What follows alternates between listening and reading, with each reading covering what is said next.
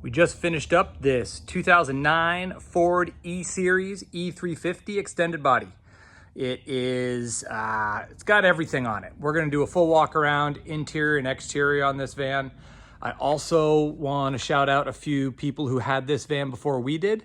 The first one was a company that we work closely with called U-Joint, and their shop out of Colorado did the four-wheel drive.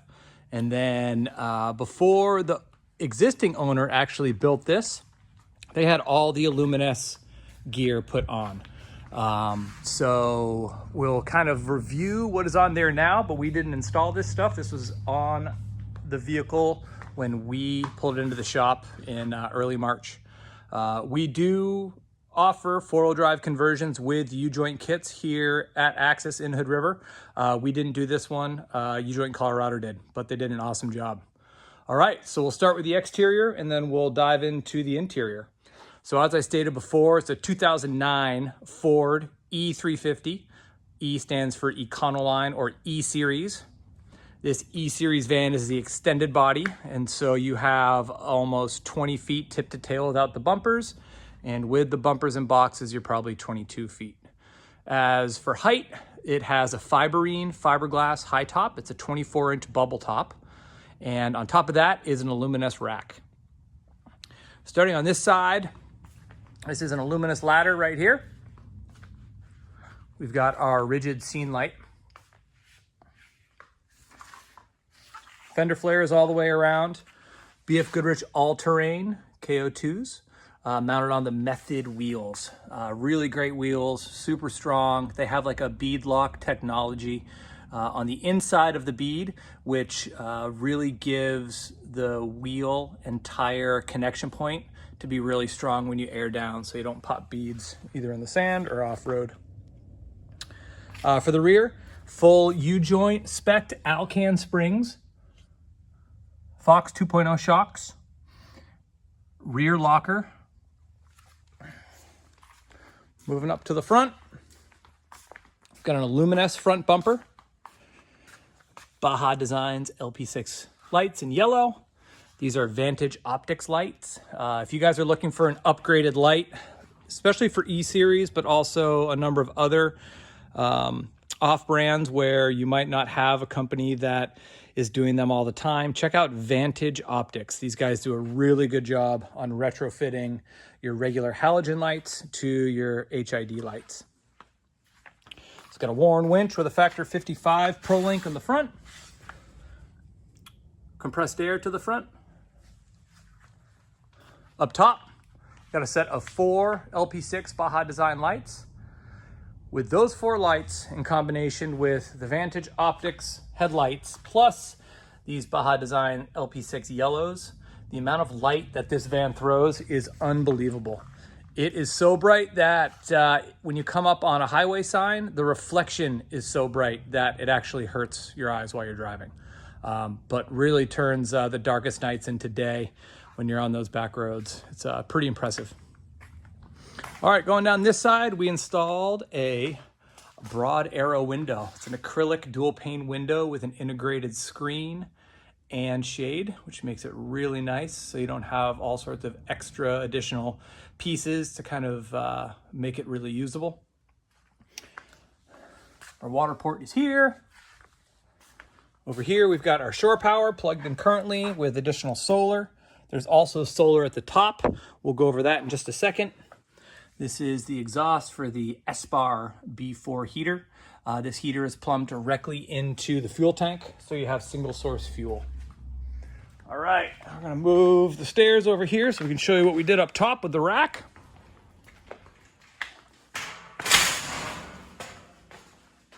All right, so again, Aluminess rack. They don't make this rack anymore. It's kind of an interesting design where they actually mount the feet onto the fiberglass top and then have some towers and brackets to hold another plate so the rack can fit on top. Fortunately, they don't make it anymore. Aluminess was purchased by Best Stop about 2 years ago, and they discontinued this rack. This might be the last one ever made. Up top, we got a 200-watt solar panel. The owner of this van, you might want to check him out on YouTube. His name is Will Phelps. He has a YouTube channel called Phelps on the Fly. He's a very avid fly fisherman and outdoorsman, and he's a really high quality, incredibly talented videographer and editor. And so you'll see this vehicle on all sorts of his trips that he's going on. One of his partners is makes this fly box right here called Trestle, TRXTLE, I think. Really nice, high quality fly box. Fits up there really, really nice. Got some traction boards. And then of course you got the Max Air fan in the middle. All right, let's head back down and show you the back of the bus. All right, again, an Aluminess rear bumper with dual swing outs. Third full 35-inch spare tire with a method wheel. Got an aluminum box, and then the bike rack's up top. Aluminess is making this bumper right here. So if you guys are interested, you can either contact us or Aluminess directly, and they'll make one for you. Baja Designs reverse lights on both sides. Then we have our onboard air plumbed to the back. And then one of my favorite parts of these boxes, or this bumper, is in here is additional storage. So in this whole cavity, you have additional storage as well for recovery gear or snacks. We integrated the reverse camera into the bumper, so it's nice and stealthy. All right, let's go check out the inside. So this is where we spent most of our time. We did wire up a bunch of lights and solar and things like that on the exterior, but the majority of what we did here was build out the interior. So it came to us as a fully empty van, minus some quick attachments and beds and racks and things like that that Will put in himself just so he could use the van. We'll start on the exterior, or I guess sort of the exterior of these doors. We trim everything in bamboo, which not only is really pretty, but offers a really good point to mount additional types of storage if you're interested in that. We've got our van-made gear window shades for all the windows. Moving over to this side, this is our galley box. So this is a full aluminum galley box that's powder coated, extra durable, textured black satin. Has drop down table there, little shelf on the inside. Of course, our logo. And so we offer these for the E-Series. If you guys are interested, give us a shout. Again, another van-made gear window shade. And moving into the inside. Lawn seal floor. Full aluminum trim on all the floor, all the way around. He has a swivel seat up front. And I'll do a quick overview, and then I'll kind of go into details of each individual product so you guys can get an idea of what we did with his van. So this is our Revolver layout. Very similar to the one we use in the Transits. However, this one has been dialed in to fit the E-Series a little better. Now, the E-Series are about the same length and same width as the Transits. However, the E-Series taper in the back and kind of are a little bit more, or a little less square than the Transits are. So these E-Series have a lot less headroom and a lot less upper bunk room once you get farther to the back. So everything gets a little bit tighter. If you're looking for off-road capability, the E-Series is going to be what you want. If you're looking for more just light dirt road use, then you'd probably just stick with the Transit, especially if you want that, be able to sit up in the upper bunk and then have a lot more interior space. But still, a lot of space in this van, which is pretty awesome. Customer wanted only a few additional windows, so we installed this window here, which has a drop-down screen and a pull-up shade as well. That comes with the window, which is really nice. One thing I forgot to mention is that these doors here we replaced. So if you have a E-Series that doesn't have any windows in any of the doors, we can source some for you and swap them out. So we sourced the 2 side barn doors with windows. So now when you're pulling out from traffic, you have a much better sight line so you don't cause an accident. This one's pretty cool. This one actually has a little opener, which is nice. All right, back to the interior. We installed an Alpine stereo, reverse camera, infinity speakers on both sides in the front and in the back. Moving into the cabinetry, our kitchen galley has a spot for the lagoon table back here. We mounted 2 lagoon table points, one here, as well as one on this side. So while you're sitting down, you can have a table right here. So Will does a lot of work online editing, and so he's got a lot of screen time for work, and so he really wanted a lot of flat space, which to be honest is really helpful when you're camping. So if you look at this kitchen galley, this is almost identical. I'd say it is identical to the ones in our transits. Everything is Southco locking compression latches, full extension drawers, soft close. This is our Indel B fridge. It doesn't look that big, but there is a ton of space in this thing. It goes really, really deep. Got a little freezer in here, which is nice. So if you need some ice cubes or popsicles, it's a great place to put them. We just got back from 6 days camping in 100-degree heat, and popsicles were nice. Another cabinet here, full extension. This is the Ignik portable growler. And so this is just a very small 5-pound propane tank to power all of your cooking or your portable fire pit. Just a really nice design. Keeps everything safe, doesn't bounce around that much. Looks cool because it's all black. That stows nicely in there. And another full extension drawer as well. One thing to note, all our dovetail joinery. All of our cabinets are built out of full aluminum frames and then skinned with either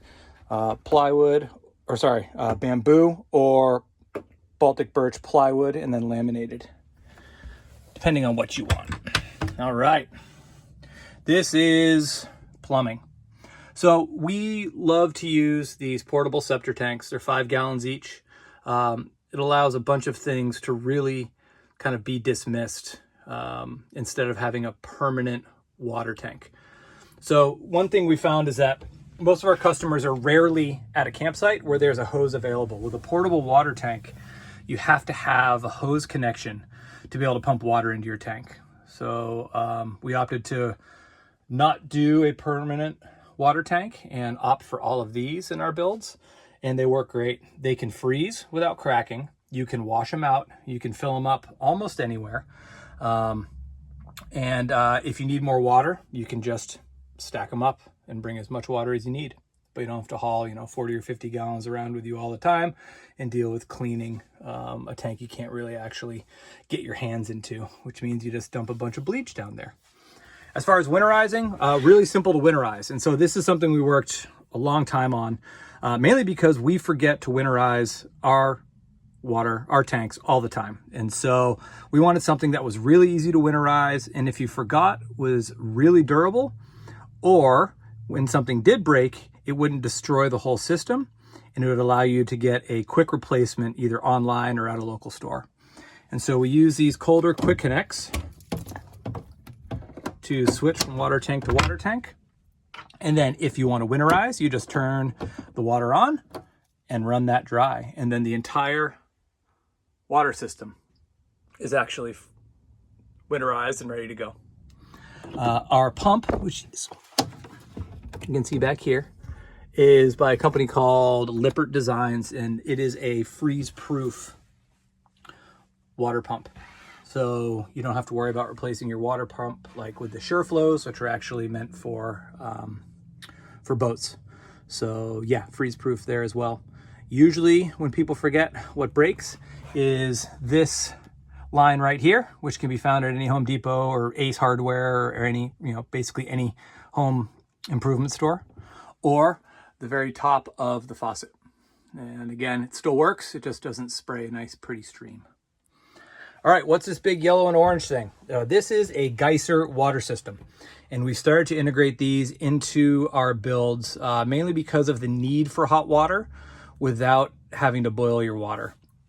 And we frown a little bit upon a fully integrated hot water system because, again, if you do forget to winterize it, that very expensive, very intricate system is going to be destroyed, and it takes a lot of work to be able to fix it. So these geyser systems have an integrated heater and pump. And so it has a toggle switch here to turn it on for heat or on for pump or off. And once it comes up to temperature, which is about 100 or 105 degrees, you switch it to pump and then connect a sponge right here with a line, and then you have hot water. What also works really well with these is that you can use them for showering.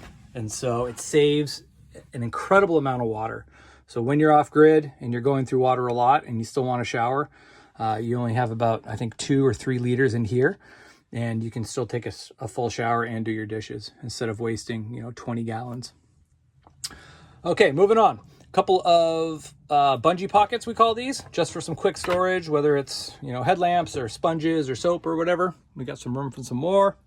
All right. I think I mentioned before, Will Phelps, the owner of this van, Phelps on the Fly is his YouTube channel. He is going to be off the grid a lot, and he has a need for a lot of power for all of his camera and photo equipment and video equipment. So this has a massive electrical system in it. It has 2 Battleborn 270 amp hour batteries for 540 amps of battery. We use Red Arc exclusively in all our builds. Here's the display screen. We've got our heater right here. So again, that is an S-Bar B4 heater that we plumb directly into the fuel tank. Also have an inverter, a 3000 watt inverter. And so that will power this as well as this. And then we have our breaker as well. And then our heater port. Man, really hard to see. Sorry. I'll have to get some more lights in here. So that's our full control, as well as carbon monoxide and liquid propane alert. All right, moving up. This is our pantry for all your dry goods. We've got 2 cubbies in the rear. Full, nice big bed in the back. This is our jackknife seat. So this will fold out to a little bit over 6 feet long and about 52 inches wide. So quite a bit of room. This seat is mounted on L-track all the way into the back. So if you want to move the position, or if you just want to remove it completely, so you can actually have your van as a van if you need to move a couch or a motorcycle or whatever, you can do that pretty easily. Coming over to this side, this location is where we put our scene light. So again, our scene light is located on the outside right up there. And we turn it on and turn it off. We put it on a dimmer so you don't have to have it blast all the time. We also, if you see the other lights, those are lunacy lights that we use throughout. And they are touch and dimmable as well, which is nice for nighttime. All right, going up to the ceiling, full bamboo ceiling, some more lunacy lights, van made gear cover for the Max fan, our overhead storage, where right now is storing all of the additional van made gear, window shades for the front of the vehicle.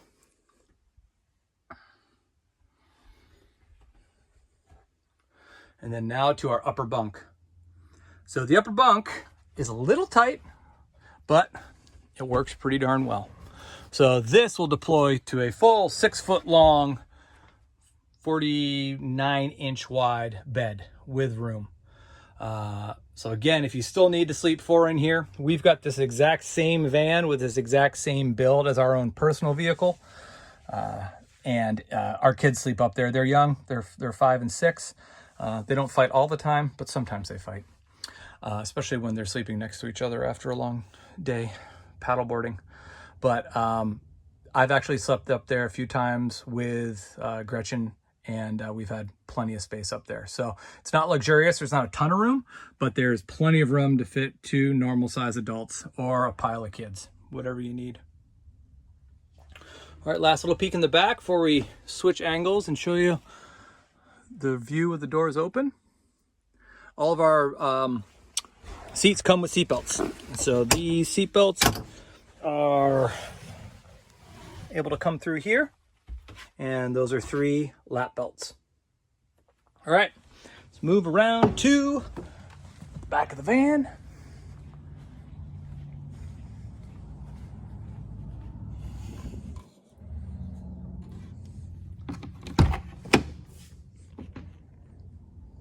All right, back of the van. Again, bamboo door panels, infinity speakers, some real bougie leather pull handles, van-made gear, window shades on both sides.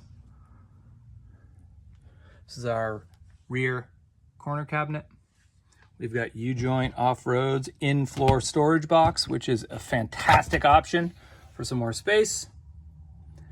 And then we bolt that together onto the floor, as well as do marine grade sealant around it so you don't get dust penetrating your vehicle while you're driving down dusty roads. Lots of storage in the back underneath here. It's about 48 inches deep, if not a little more.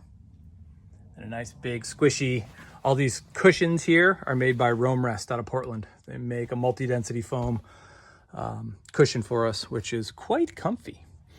All right, and then looking into our electrical cabinet is pretty stuffed on this build. So, very hard to see.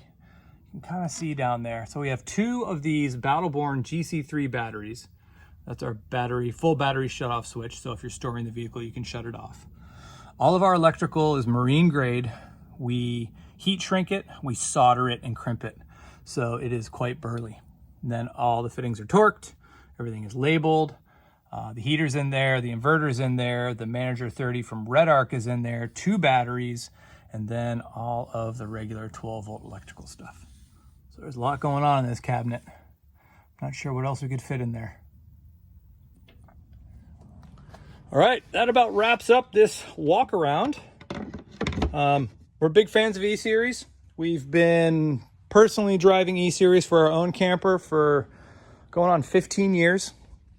Now that we've brought U-joints 4-wheel drive conversions in-house, and we have a few high top companies we're going to be working with. So if you're interested in an E-Series conversion for 4-wheel drive or a high top install or a complete build, as you see here, this is the next stage that Axis is going to be focusing on. So not only do we have the Transits available, the next step are these E-Series. They don't make them new anymore. They stopped making them in 2014. However, we have a bunch of really good connections where we can find very good condition ex-government vehicles for under $20,000 with less than 50,000 miles on them. This particular van is kind of the ideal configuration where it's an extended body with the V10 motor and the 5R110 transmission. That is ideal. That gives you the best motor, the best transmission, and kind of the easiest conversion. If you can only find a V8, not a big deal. We've got ways of dealing with those as well. But if you're looking or if you're interested, we can kind of start giving you some information about what to look for.